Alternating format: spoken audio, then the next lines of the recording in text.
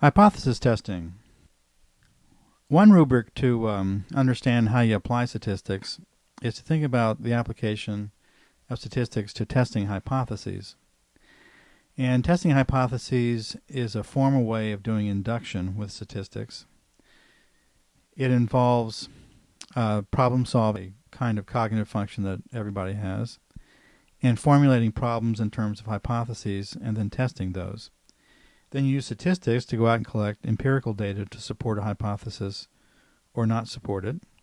It's a way of describing the patterns that you're going to try to test. It's a way of defining the pattern and a way of testing it using the logic of induction and the logic of hypothesis testing.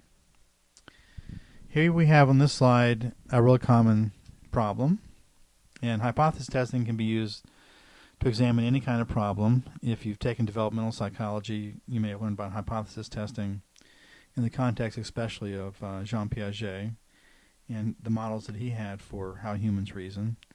Hypothesis testing he defines as the highest level of human reasoning. Some people don't get to hypothesis testing. They still stay at lower levels. It's been discovered through a number of studies that the best reasoners and the best problem solvers in a hypothesis testing mode are people like auto mechanics and TV repairmen and weathermen and people like that who are dealing with hypothesis testing all the time. And here's an example of what an auto mechanic might come across, or what you come across when you go out in the morning. And these days cars actually are pretty reliable. Back in the days when cars had carburetors and distributors and things like that, these sort of analog devices that kept the car going, they were much less reliable. And so it was very much more common to walk out in the morning and not have your car start. These days, if you walk out in the morning and your car doesn't start, since they're now so electronically sophisticated and they have fuel injection, things like that, you don't have a chance of fixing it yourself. If your car won't start, it's usually some major component that's just failed, and there's no subtlety to it. But imagine you're still faced with that problem, and you have to figure out a way to deal with it. So your car doesn't start. How do you explain this? How do you solve the problem? How do you figure out what to do? Well, the first step in problem solving is to generate possible explanations and solutions, sort of brainstorm. So you think of all the possible explanations you can. Everything from, I ran out of gas. There could be a very simple explanation. The battery is dead, and so the car doesn't have any electricity. There's something wrong with the fuel injection or the electronics that make the car run. There's a variety of things that you may not be, if you're not a car mechanic, you won't know about. But cars basically have three main systems. They have electronic systems, they have fuel systems, and they have mechanical systems. In any of those three major domains, something can fail that cause the car not to run. Okay, well, at any rate, given whatever context you have to understand a problem like this, you generate possible explanations and solutions. The next step is to evaluate each one for possible outcomes. So if I get a new battery, what are the possible outcomes? If I get fuel in the tank, what are the possible outcomes? And you generate these as really hypotheses related to possible outcomes, and you execute a solution that results in the best outcome. So it could be a lot of these things for cars, of course, are equivalent. Often you don't have possible solutions that are or possible explanations that really vary much in the possible outcomes. The car starts or it doesn't. There's not a lot of subtlety to that, and lots of different possible explanations can result in that one same outcome. But imagine a more complex problem in which you might have possible outcomes that are sort of higher and lower. And you find one that executes, when you execute it, you have the best outcome. Well, the possible explanations are all hypotheses. So I sit there in the car and I'm thinking, well, I'll hypothesize that it's the electrical system, and that's what's wrong with the car. And so I go out there and I test that hypothesis. If I'm savvy with auto mechanics, I can go out and test the battery. You can see if it has a charge. You can go out and look at the starter. You can look at the cables. You can look at the electronic components you might understand to see if everything's connected and everything seems to be, reasonably healthy and not burned up. And you can actually go out and test your own hypotheses, some of them. Again, these days, cars are so complicated that it's hard to do that. But back in the old days, when you could actually look at all the components and make a judgment, you could actually test hypotheses about what was wrong. So anyway, you go out there and you generate these possible solutions. You go out and you test them. The process of evaluating the hypotheses is an experiment. And so I remember one time I was at the Philadelphia airport and the car wouldn't start. It's sitting there in the parking lot. And although I didn't solve the problem, I had a friend I called on the phone, who was good with cars, and he generated hypotheses. I went out and tested them because he wasn't there. And we figured out that the gear that connects the distributor to the drive shaft, the thing that makes the distributor spin so that the spark plugs get charged, that gear was probably worn out because the distributor wasn't turning when we turned over the car, when we turned the engine over. So we went out and we tested the hypothesis, and we came up with a test for that. And then, of course, furthering the test, you take the distributor out and look at the gear. If it's worn, then you're correct. If it's not, then it's something else. So at any rate, hypothesis testing is part of general problem solving. It's not separate from problem solving. It's all integrated into one system of thinking. And when you join an experiment, you're actually testing possible solutions to a problem. You can kind of reframe everything in that context. And it clarifies the kind of decision you're going to make. It clarifies the kind of analysis you're going to do. It clarifies the kind of sampling, kind of data collection you're going to do, are all related to the hypotheses. If you ever get confused in a research study about what you're supposed to be doing, think about, okay, what are my hypotheses? What are my hypotheses that I'm going to test with this study? And that will clarify how you're supposed to design your study, how you write it up, and how you deal with the results of it. Hypothesis testing. Okay, now I've got another example in which I'm going to use the language of statistics to define the hypothesis and talk about how you analyze it. Here's an example which I actually studied at one time, in which I was going to examine a new drug for treating traumatic brain injury. And I'll get into this example in more detail when we actually talk about some statistics later. But right now I just want to frame it as a set of hypotheses. So here you've got traumatic brain injury. Traumatic brain injury is a disorder that's caused mostly by automobile accidents, when people hit their heads in those accidents. They can be caused by falls, and they can be caused by people getting hit in the head.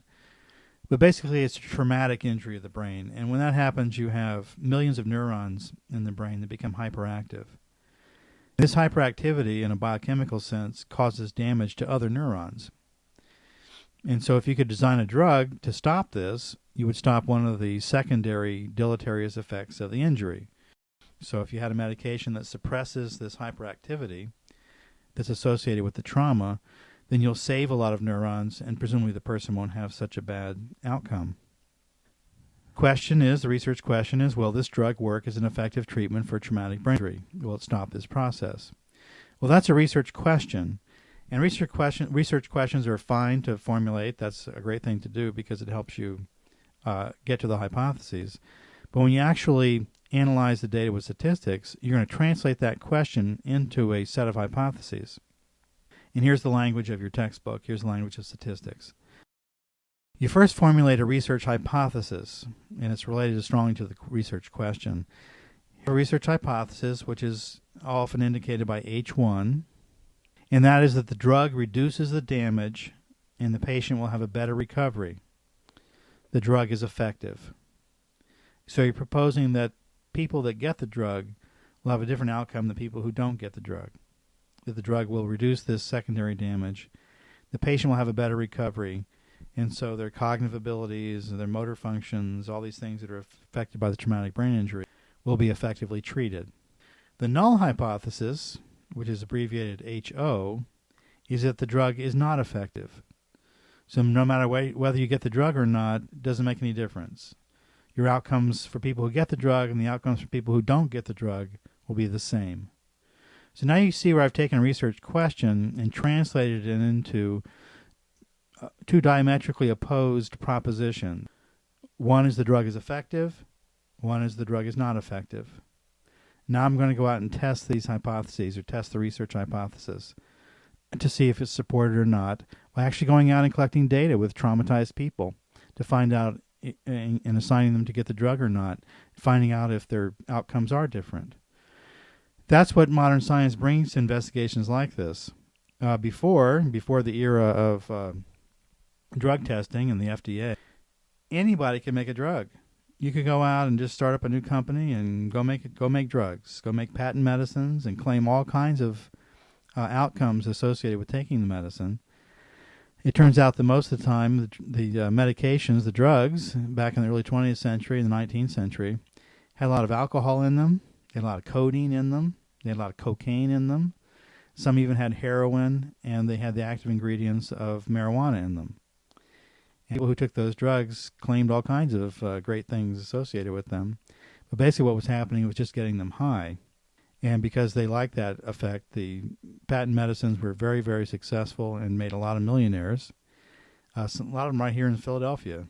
One of the buildings that was built at the Hahnemann Medical School, for example, was built over a site of one of these patent medicine companies. And a number of the hospitals and medical centers in Philadelphia were funded by patent medicine through the years.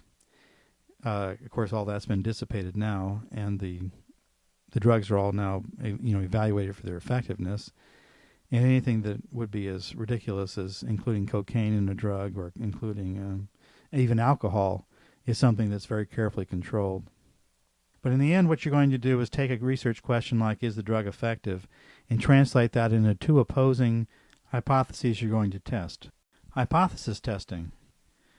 Here we are in step one of hypothesis testing, and this is following closely the steps outlined by your textbook. Here we are in step one. Well, step one refers to stating the research question and the hypotheses in reference to populations. Now, in the end of all this, we're going to be taking a sample of subjects and generalizing to a population of subjects. So right in this step one, we're getting used to referring to populations versus samples. Okay, here is the restatement of the hypothesis. First of all, we have to state that what the populations are. In population 1 are trauma patients who receive the drug. Population 2 are trauma patients who receive a placebo, who don't receive the drug. So placebo is something that's used to indicate to the subjects they've received something, and usually placebos look like the actual drug, but made of sugar. So placebo is a sugar pill. Sometimes placebos involve actual procedures and things that are pretty invasive to try to convey to the subjects that they've actually received something. Because if you do a study and you have one group that actually receives a drug that turns your teeth purple, and then the other group doesn't get anything that makes their teeth turn purple, they'll think that they'll know that they haven't received the drug, and the group that received the drug will know they did. And it's been shown that a lot of subjects will basically try to support the researchers, and if they know they've received a drug for a certain illness that they have, then they actually cooperate with the researcher and show improvement in things, or if they're filling out questionnaires and things like that, they'll indicate that they're getting better when they're just being influenced by the knowledge that they're in a treatment group. Okay, well anyway, those are the populations, population 1 and 2. Trauma patients who receive a drug, trauma patients who receive a placebo. Our research hypothesis now is going to be expressed in terms of population. And it's going to be expressed also in terms of the dependent measure, the thing that you're going to measure later to find out if people actually do get better with the drug or not. And here we're going to be measuring IQ. Clearly it's implied in this that subjects who have higher IQ after their drug treatment than subjects who didn't get the drug treatment, that's going to be the manifestation of the treatment effect. So their IQs should be higher than people who don't get treated. In this example, IQ is being used as a convenient measure that you're roughly familiar with. It may not be the best dependent measure for something like this, but it's a nice, clear, I think, expression of what a dependent measure is in hypothesis testing. Okay, now the research hypothesis is going to be phrased a little bit differently. Now you're going to refer to the dependent measure and refer to the population. So here the research hypothesis is the mean IQ of population 1, that's trauma patients who receive the drug, will be higher than the mean IQ of population 2. And that's the trauma patients who don't receive the drug, who get a placebo instead. So if we were to look at the means of these two groups, we'd see that mean 1, which is here is expressed as mu1, remember, means for populations are now Greek symbols. So mu1 here will be greater than mu2. So when it comes down to it, you're going to be testing whether one mean is significantly higher than another mean. The null hypothesis is that the mean IQ of population 1 will be the same as the mean IQ of population 2. So the population means mu1 will equal mu2. So the population of trauma patients who receive the drug, their IQ, their mean IQ, their average IQ, will equal the average IQ of trauma patients who receive the placebo. So you can see where the null hypothesis expresses no difference. So means are the same. Average of two populations will be the same. It doesn't matter whether you receive the drug or not. You have the same IQ as people who didn't receive it. The research hypothesis is just the opposite of that. So you've got one population is going to be greater than the other population. So the mean value for population 1 is going to be greater than the mean value of population 2. You could also express it, of course, depending on how you've scaled things, that the mean 1 will be less than mu2. It's not so much the direction, greater than or less than, but the fact that they're going to be different, whereas the null hypothesis specifies they're going to be the same. Hypothesis testing. Here we see step 1 in the research hypothesis expressed in terms of the normal curve. Now remember, the normal curve has the mean right in the middle there, and you have a spread in the normal curve above and below the mean that's consistent with a very even symmetrical distribution of the scores. And you see the standard deviation units marked there by the vertical lines. You can also see the percentages of the area under the curve associated with different standard deviation units. Well, the research hypothesis expressed in this way is that the population means are going to be different. So if you were to plot the two population distributions, they would look like this. You can see where they're displaced. One is higher than the other one. And so population 1 up there on the top has a higher mean than population 2. So mu1 is greater than mu2, and you can see where it's displaced. So if you were to actually collect the population, all the IQs of all the trauma patients who receive the drug and those that don't, and plotted them, you would see a display just like this, with the means displaced like this, and the histogram of the distribution of scores spreading out above and below. Hypothesis testing. Okay, now we see step 1, an expression of the null hypothesis using the normal curve distributions. So you see them over on the right. You can see where these two curves, the means line up. The mean of population 1 is in the same vertical location as the mean of population 2. So the means are the same, the distributions completely overlap, and you have a statement there of what it would look like if you actually went out and collected populations and you discovered there was no difference. See, they would line up with each other. So mu of population 1, mu1, would then equal mu2. This is an expression of the null hypothesis. And we're going to go out and do a study where we're going to collect data and we're going to analyze statistics and we're going to figure out if the research hypothesis is valid or the null hypothesis is valid. That's the basic test in this first part of statistics. So what we're going to be doing is formulating these hypotheses and then going out and testing them. Well, this is the null hypothesis, and we're later going to see if we can support the null hypothesis or not. Okay, step 2 in this model of hypothesis testing is to determine the characteristics of the comparison distribution. Now this is a distribution that you're going to compare your treatment effect to, and it's the distribution you expect if there's no experimental manipulation. So if there's no treatment of the trauma patient, here you've got an expected distribution of mean IQ of 83 with a standard deviation of 12.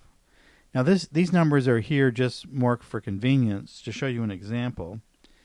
The comparison distributions that are actually created for studies, this is just basically just made up so that you have something to compare it to.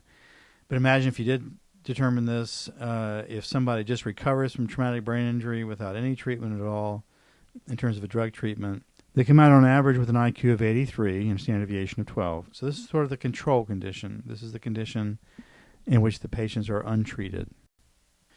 Okay, in step 3 of hypothesis testing, you have to determine the cutoff on the sample score or a critical value for the comparison distribution. How extreme must the score be before you conclude it could not occur by chance? How extreme must the score be to reject the null hypothesis? So researchers usually reject the null hypothesis if the probability of the sample result is less than 5%. And this is referred to as the level of significance. Let's think about this for a second. I'm going to do a study where I've got a treated group and an untreated group. How big does the difference between them have to be after I measure my dependent measure and after I give my treatment and everything? How big do the means have to be apart before it was unlikely that this occurred by chance? You could imagine if you did a study in which you separated two groups and you measured them after their injuries, you wouldn't expect them to be exactly the same. Just by chance, they ought to be different by some magnitude. And so what you've got to do is sort of calibrate how far apart groups have to be before you're going to conclude that couldn't have occurred by chance. This is just too far apart. And the P level, the probability level that most people pick, the convention is 5%. So if the result could have only occurred by chance 5% of the time, then it's a very unlikely result. It's something that's quite rare. And it's so rare, I'm going to conclude that it couldn't have occurred by chance. There had to be some design in place, some reason that it occurred, some meaning to it. It's a feature of the environment that really exists. It's something that is real, a difference that means the drug is effective, means the drug did something to one group, and the people that didn't get that benefit of the drug. And here you have one of the great hallmarks of statistics. I found a pattern, which is the mean difference between my groups, and now I'm going to evaluate if that pattern could have occurred by chance or not. Now, ordinarily when we see patterns, humans are predisposed to always think of them as meaningful. It's very hard for us to think about, well, this pattern here could have occurred by chance. It's very hard for us to think. We can conceptually understand that. When we actually see patterns, we tend to make them all meaningful. So when newspapers report percentage differences between men and women on some task, we invariably conclude that's a meaningful difference that couldn't have occurred by chance. We don't even think about it in those terms. We just think about, well, it must be meaningful because there's a difference at all.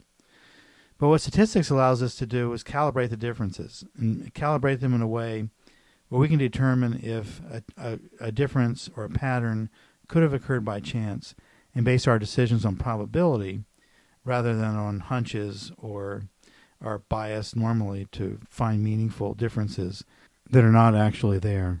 Okay, the next step, step 4, is to go out and carry out a study, collect a sample, and figure what the z-score would be for the raw score for your sample using the comparison distribution. So that's the next thing you've got to do. Go out and get the z-score that corresponds to your raw score. Then we're going to look up the probability of that z-score. Here's the last step, step 5. We're going to decide whether to reject the null hypothesis. Okay, what you do is compare the z-score for the sample to the cutoff z-score for the critical value. If the z-score for the sample is less than the z-score critical value, then the null hypothesis is rejected and you accept the research hypothesis. Since it's based on probabilities, rejecting the null hypothesis is not a proof. Before we can discuss that, let's go back to compare the z-score of the sample to the cutoff score for the critical value. The critical value is going to correspond to a probability In this case, of a probability, a p-value less than 0.05. So probabilities that are less than 0.05, that are less than 5% of the normal curve, are going to be considered so unlikely they could not occur by chance. So we take our z-score for our raw score value, compare it to the critical value. If it's above the critical value, that means it could have occurred by chance. If it's below the critical value, then it is unlikely it occurred by chance. Results like that occur 5 times out of 100. That's what makes them 5%. Okay, well now we've made a rejection of the null hypothesis contingent on a probability statement. So it's unlikely that the null hypothesis is valid. So we're rejecting it. So it's unlikely. It still could be valid. It still could be the true situation. We've made a decision based upon probabilities. So rejecting the null hypothesis is not a proof that the score we got couldn't have occurred by chance. It's a suggestion that it did not occur by chance, that it occurred by design. It represents some meaningful difference out there in the world. And we decided that because the probability is so small it could have occurred by chance, we're going to accept that it's truth, that it's a true result. It means something. Now this is one of the great strengths of hypothesis testing in statistics. We use probabilities to make our judgments rather than hunches or basing it on no notion that things could occur by chance.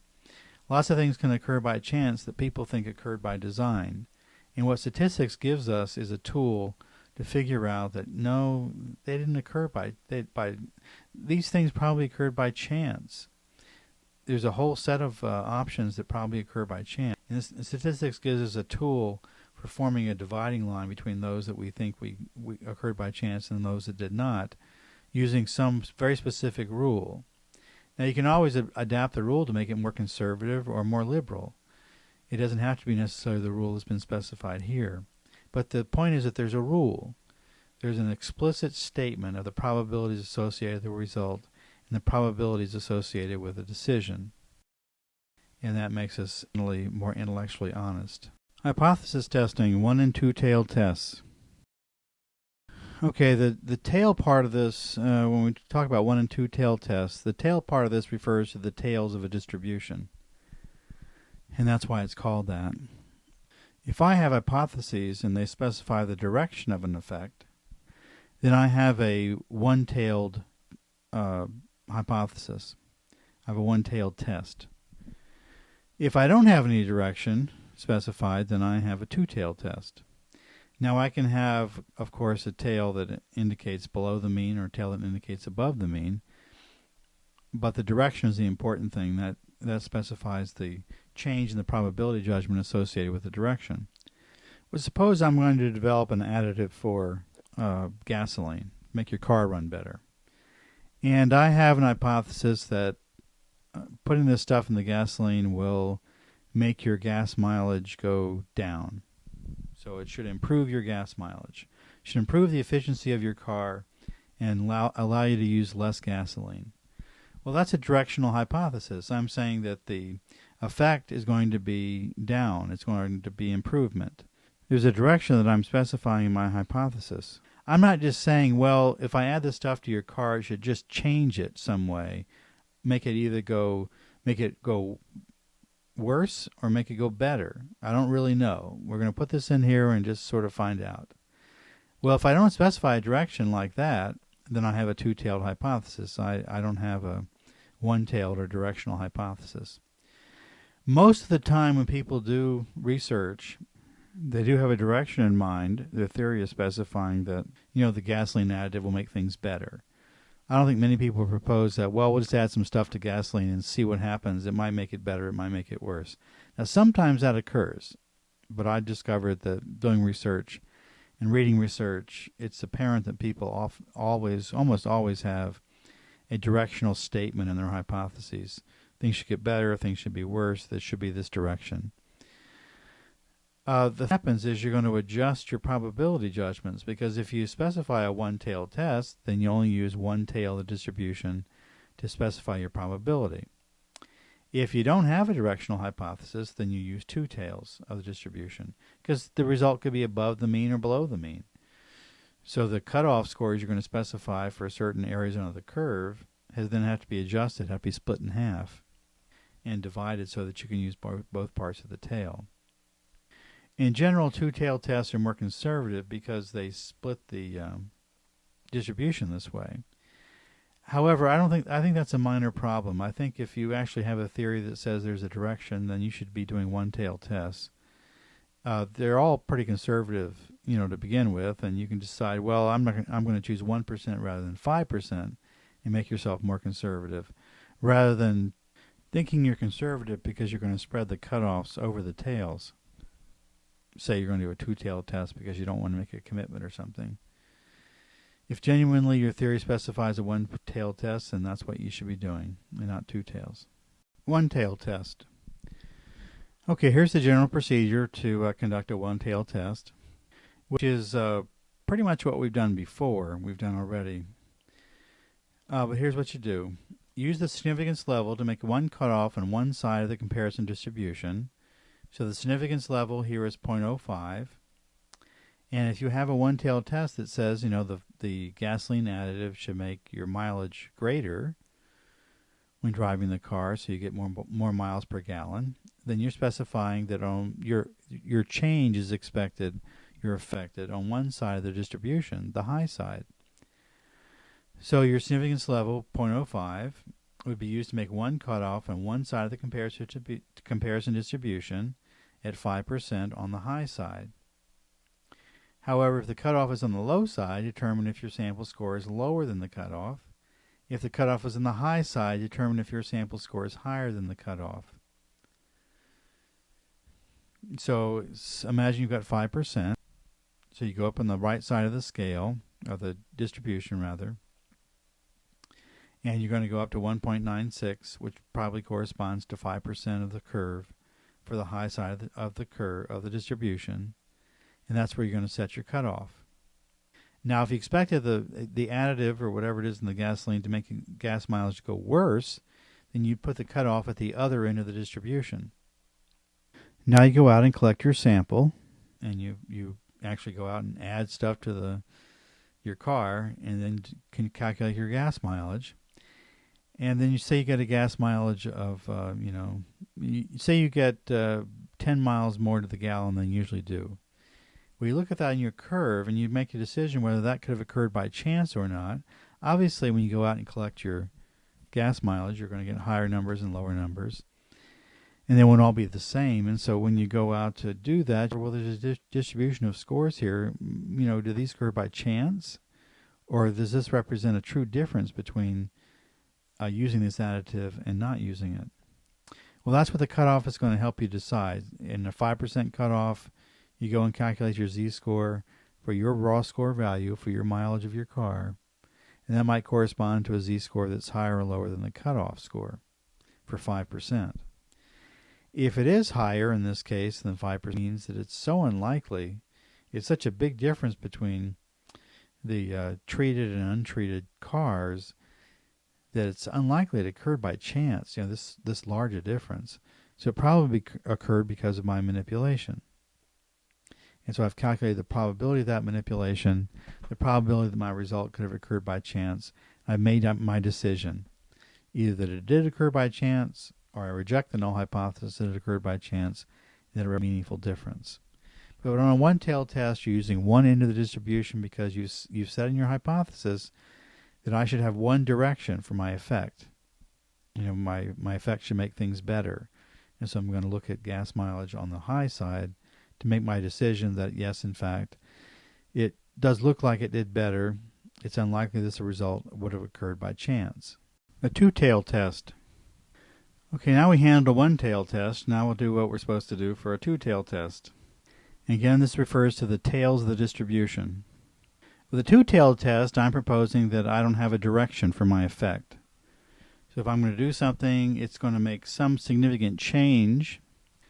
It's going to have some significant effect, but I can't predict whether it's going to be below the mean or above the mean. That is, if it's going to be in the lower part of the distribution, the lower tail, or the upper tail.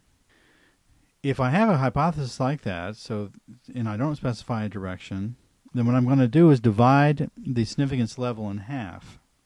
It's still going to be 5% of the normal curve, but it's going to be 2.5% above, at the most extreme end above the tail, above the mean, in the upper part of the tail, or it's going to be 2.5% below the mean in the bottom end of the distribution. Since I don't have a direction, I have to use both ends of the distribution. I could have a mean change or an effect that's going to be above the mean or an effect that's going to be below the mean, and I don't know. I have an hypothesis in which I'm not specifying that. I don't have a theory that lets me say, well, it should make things better or it should make things worse. I have a theory that it's just going to change things and they will be different. And it's going to be different in a way that could not have occurred by chance. So I'm going to have to make my cutoffs then above the mean and below the mean because I don't have a direction. It could be either one. And since I'm going to use 5% of the curve and I still have my 5% rule, I'm going to take that 5% and divide it up into 2.5% at the most extreme top part of the distribution and then 2.5% at the most extreme bottom part of the distribution. I'll use those cutoffs instead of the 5% for one end that I use for a one-tailed test, and I'm going to make my judgments based upon essentially two cutoffs. If I do my study and discover that it's above the cutoff, or I do my study and discover that it's below the cutoff, I conclude that the result couldn't have occurred by chance, and I reject the null hypothesis. Now again, two-tailed tests are kind of uncommon. Some people are just doing a sort of a general survey kind of study where they don't really know what their hypotheses are. They're just kind of, collecting data and trying to make a study out of it, and they don't really have any firm ideas about what they're going to find. You see them doing two-tailed tests a lot because they don't have a directional hypothesis. And sometimes I think because the ends are divided into 2.5%, people believe that two-tailed tests are more conservative. Well, they are more conservative if you have a one-tailed hypothesis. If you actually have a directional hypothesis and use a two-tailed test, that's the same as cutting your p-level in half. So now you're going to be looking for results that are 0.025% instead of 5%, which makes it twice as hard to find a result if it's there, or to reveal a result if it's there. That may be conservative if you have a directional hypothesis, but that may be inappropriately conservative. If you really have a directional hypothesis, you should use a one-tailed test, and if you want to be more conservative, just cut it in half to 0.025 or 0.01 if you want to be conservative. Doing it this way is kind of a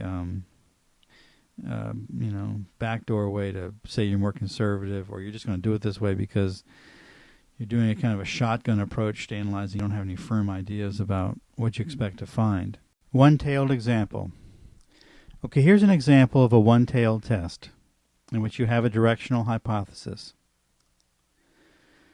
General Motors knows that the average time to manufacture a car in their factories is 60 minutes, with a standard deviation of 5 minutes. They want to know if a new robot can reduce this time. They try it out on one car, and the car takes 5 minutes to make. At the 5% significance level, did the robot work? Well, here you have a directional hypothesis. They assume the robot is going to reduce the time. So they're hypothesizing that the time will be reduced. And now they've gone out and done a very short experiment with just one robot. And they've discovered that the time is reduced to 55 minutes. But now if you actually went out there and did that, you might discover a variety of times the robot takes to finish the car. And you're going to have to answer the question, well, if the reduction is only 5 minutes, maybe that could have occurred by chance. And what we need to do is figure out what values could have occurred by chance and separate those from those that likely did not, those that occurred by design, by a change in the system. Now here you have a standard deviation of 5 minutes in the old way of doing it, and down 5 minutes using the robot. And now you want to find out if that's far enough down that it couldn't have occurred by chance. And so you clearly have a directional hypothesis. You're expecting the time to go down. You're not just expecting the time to change. In the next example, we'll see one for a two-tailed test. Two-tailed example. Now we have a two-tailed example, an example of a two-tailed hypothesis. Again, that refers to the two tails of the distribution. Here we don't have a directional hypothesis, so the result could end up above the mean or below the mean. It could end up in the most extreme part of the right end of the distribution or the most extreme part of the left end of the distribution. And here's the example. General Motors knows that the average time to manufacture a car in their factories is 70 minutes, with a standard deviation of 8 minutes. To know if a new robot can make the process faster, but they are worried that the robot might actually make the process slower. They try it out on one car, and the car takes 88 minutes to make. At the 5% significance level, did the robot make a difference? Now, as you can see here, they framed this question in terms of being above the mean or below the mean in terms of the time it takes to make the car. The hypothesis did not specify a direction. It only specifies some kind of a change. Now, you still ask the same question at the 5% level, did the robot make a difference? It's just that now you're going to take the 5%, divide it in half, and put one half on the top end of the distribution and the second half on the bottom end of the distribution. So you have 2.5% at both ends of the distribution. And no matter what p-value you pick, you're going to do that when you have a two-tailed test, a two-tailed hypothesis test. Again, two-tailed tests are unusual. They do indicate that the theory governing the research study is relatively weak. I think that if people don't have a directional hypothesis, they probably have not thought about their study long enough. And here you have a good example of that. It would be unusual for General Motors not to have an idea of how well the robot's going to do before they do the study, and they're just going to hypothesize some kind of change. Anybody in the right mind is going to figure out, well, a robot's either going to make things go faster or it's going to make it more reliable or something. There's got to be some improvement associated with them. Otherwise, they're not worth the expense. Hypothesis testing in the real world. Decision errors. Decision mistakes. Now, we've gone through this all along, accepting that our decisions are going to be based on probability. Well, whenever you base a decision on probability, you could still be wrong. So even if it's highly likely that you're correct, there's still some probability that you're incorrect. So there's two sides to that coin. There's two kinds of errors. So when you make a decision based on probability, you're making a likely decision to reject the hypothesis, but you could still make a mistake. Well, these two kinds of errors have been sort of codified. They've been given names in statistics. And they're referred to as type 1 and type 2 errors. And you'll hear about this all through this class, about type 1 and type 2 errors. Type 1 error is when you reject the null hypothesis when it's actually true. So the intervention, the robots, for example, in General Motors, appear to make a change that beats chance, and you decide to reject the null hypothesis. But because you have this 5% rules, you're not 100% sure. You're only 95% sure. Because there's that extra 5% there, you can still be wrong. So when you reject the null hypothesis that the robot made a difference, you still could be making a mistake. The probability of the mistake is relatively low, but it's still there. And when you reject the null hypothesis when it's true, when there really wasn't a difference, and you said there was, you concluded there was, then you have accomplished a type 1 error. So when you reject the null hypothesis when it's true, that's a type 1 error. Now, type 2 error is just the inverse of this. It's when you don't reject the null hypothesis when it's actually false. Again, there's a probability associated with that. So if you don't reject the null hypothesis when it should be, that's also a kind of error. It's kind of a mistake in your decision making. That's referred to as a type 2 error. Decision errors. Type 1 error.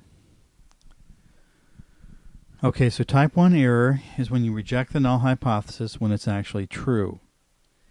So you hypothesize that the robot was going to reduce the amount of time it takes to make a car. You do your study. You reject the null hypothesis, which is that the robot won't make any difference in reducing the time. You do your study, you discover there's a big change in time, and so you reject the null hypothesis. Well, you base that rejection on a certain probability, and it's not 100% probability. So you could have actually rejected the null hypothesis when it is in fact true. So the study supports the research hypothesis when in fact the research hypothesis is not supported. This is one of the big sins of doing a study. You don't want to usually conclude that your intervention was effective when it really wasn't. And so mostly researchers try to avoid type 1 error. On the other hand, if you try to avoid it too much, you'll become too conservative. And there might actually be a difference that you proposed that you don't find because you've been too conservative in specifying your p-value. The probability of a type 1 error is called alpha. We've heard this before. It's the p-value cutoff. So, for example, the convention of 5%, which is very common, represents the probability of a type 1 error. And that's why the 5% is relatively small. Researchers don't want to reject the null hypothesis when it is in fact true. And so they try to be a little conservative, or actually quite conservative, when it comes to setting the alpha, the probability that will happen. Decision errors, type 2 errors. Okay, we've gone over type 1 and type 2 errors very abstractly. And here's some examples or some more points about type 2 errors. Okay, so a type 2 error is when you fail to support the research hypothesis when it's true. Okay, so you went out and did a study. You said, my robot is going to make a big difference in the time it takes to make a car. And so I went out and I had my robot build a car, and I collected how long it took the robot to do that. I compared it to all the other times the cars were built and the timing it took for those, a regular old assembly line. And I did my study, and because I screwed something up, either through sampling or through measurement or just by some chance factor or some other factor didn't have any control over, it turns out that the margin of time was large, but it wasn't quite meeting my criterion for chance. And I go ahead and say, well, my robot didn't work as well as I thought it would. This could have occurred by chance, and so I conclude that the research hypothesis is false. I fail to support it. I don't reject the null hypothesis. I say, well, this could have occurred by chance. These two times are essentially the same, and so my robot wasn't effective. Well, because there's a probability value that's not 100%, there's always an error involved. There's always some reason that you could have failed. And even though you've set your p-value to 0.05 or even 0.01, there's always still 5% and 1% problem with that. You could still be incorrect, even though the probability is quite low.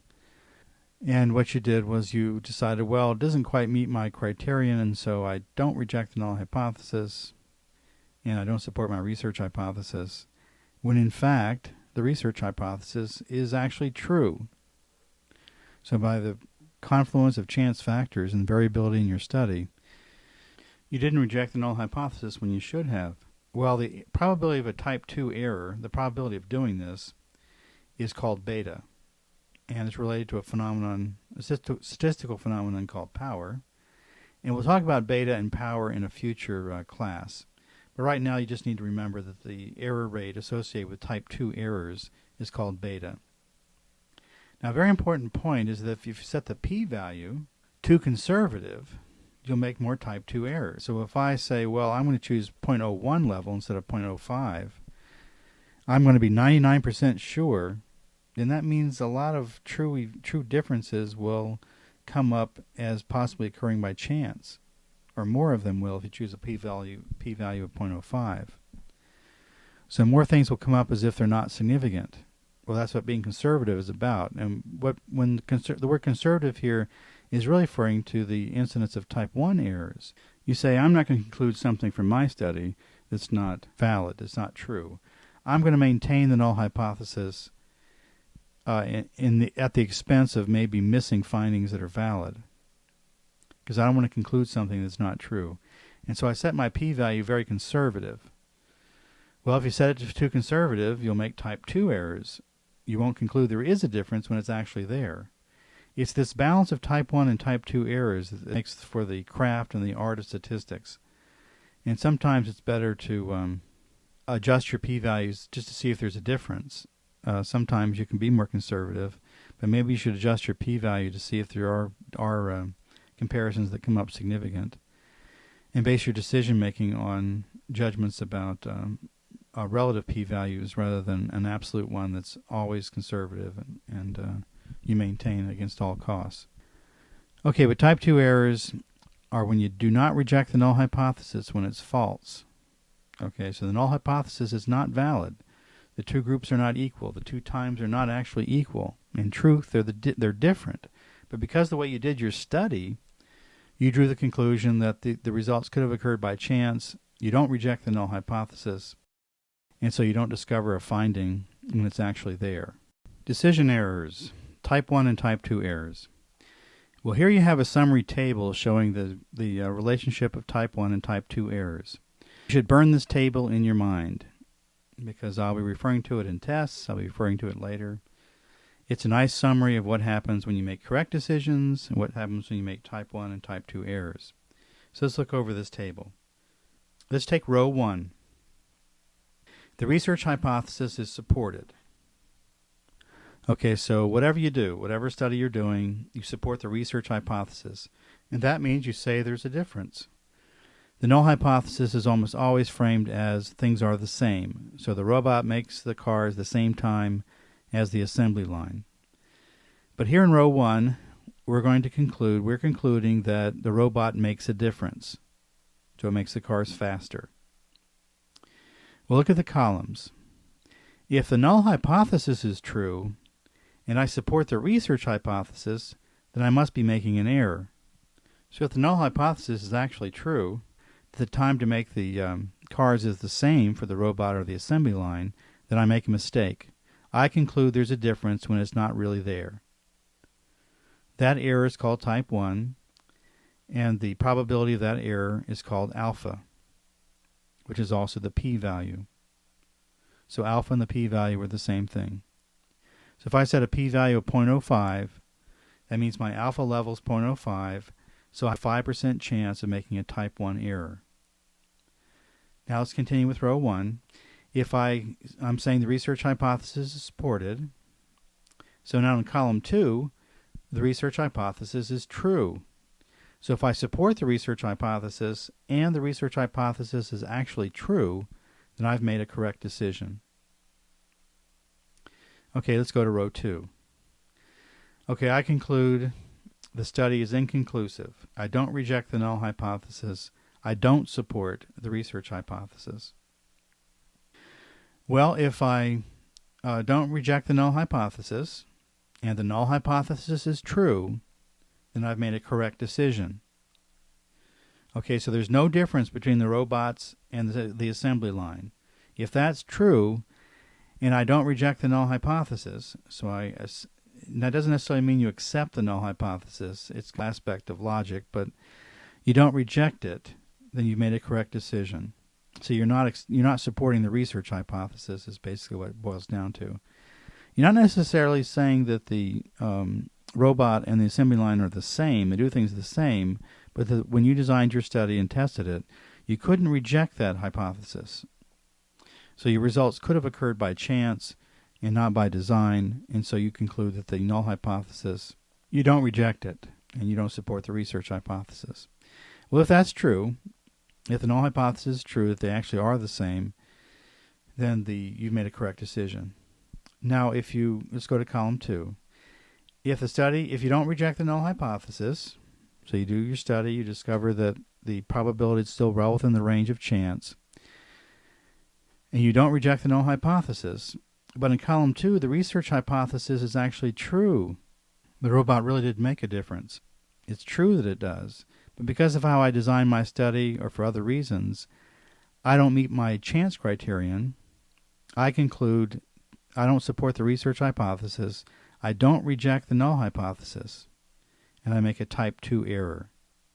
So I have failed to find a difference that's actually there. I have failed to find that the probability of my difference beat chance. it's actually there. So if I conclude it isn't there, then I've obviously made a mistake. And that kind of mistake is called type 2. Now, the probability associated with the type 2 error is called beta. Now, you really need to think about these charts. I think the main problem is that you end up with all these double negatives everywhere and these very sort of convoluted, obtuse ways although even though they're obtuse, they're logically consistent ways of describing these errors. Basically, when I think about this, and I think about a type 1 error, a type 1 error is when I've said, my treatment intervention or my robots designing cars really makes a difference, when actually it doesn't. The truth is, it doesn't make a difference. I'm still within the realm of chance, and just because of chance or some other factor in my study, I thought there was a difference. I draw a conclusion there was, and I made a mistake because it's there. A type 2 error is when I go out and do my study. I make cars with my robots. I analyze my data, and I don't reject the null hypothesis. And because of chance factors in the study, I draw a conclusion that my intervention wasn't effective. It was not effective, when in truth it actually is. So I failed to find a difference in the real world when it actually exists because of how I've done my study and the probability levels that I chose for my cutoffs. And just by chance, my result ended up in the wrong direction, and I draw a conclusion that my intervention isn't effective. I don't reject the null hypothesis. When actually in the world it's really true that what I propose to make a difference actually does make a difference. It's just that I failed to find it because of how I designed my study. And also chance factors produce that. Hypothesis testing, the downside. Okay, in this section I've reviewed the basics of hypothesis testing, and we'll be going over this over and over again. The textbook is very thorough about this, maybe to the point of being kind of too thorough. But at any rate, hypothesis testing is historically the base for statistics, for these kinds of inferential statistics that we do when we do experimental designs. They were invented in the late 19th century. They became the model that was used to analyze data, and hypothesis testing became the model for how you make decisions. Well, there are downsides to how this has been constructed over the years and the emphasis that it's placed on probability. The first of these is that when you fail to reject the null hypothesis, many investigators believe, therefore, the null hypothesis is true.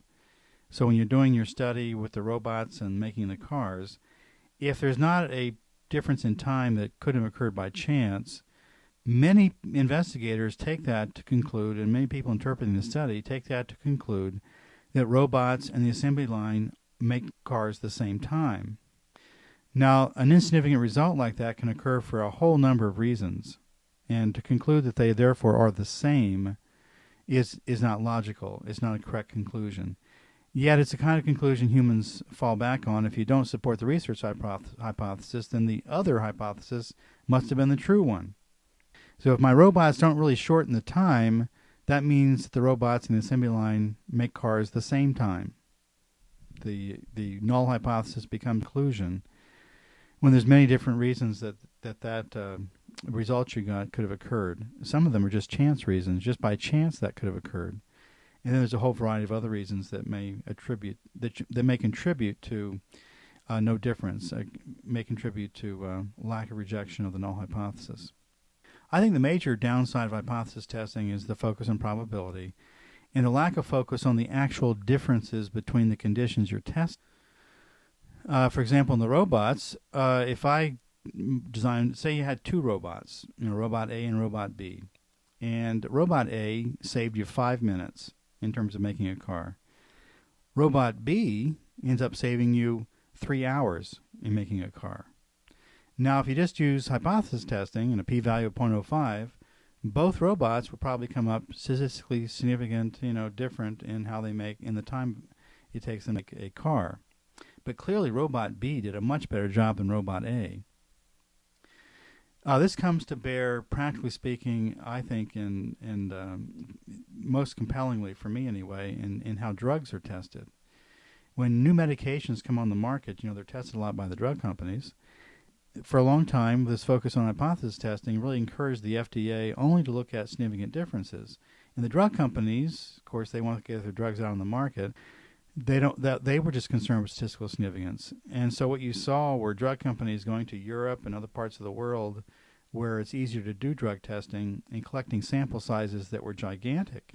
Because, as we'll learn later, a large sample size predisposes you to finding differences that are quite small. So the drug companies would find these small differences and come to the FDA and say, well, we've got this new drug that's really working. See, it's statistically significant. The result probably didn't occur by chance. Well, as you know, there are many different drugs for all different kinds of ailments. I mean, think of the number of antibiotics that are out there. Well, they don't work with equal effectiveness. Some drugs are very effective and some are just a little effective. And the problem physicians have is trying to figure out, one from the other. Now, over time using them, they figure out, well, this antibiotic here really, it puts a little dent on the infection, but look at this one over here, it blows it away. I think think about different medications you may have used for illnesses in your own life. You realize some things really work and some things only work a little bit or not at all.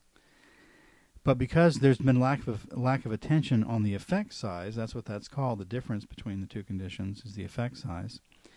The FDA never really had a handle on that. These days, there's more because also these observations about hypothesis testing have changed statistics, but also there's been proliferation of new medications. The FDA has to do something to winnow out the things that aren't working so well and only approve the things that work within a certain magnitude of effect size, and at least report the effect sizes so that physicians and other people using the drugs can see, well, this drug over here really affects the infection, and this one over here less so they can make a decision about which one to choose.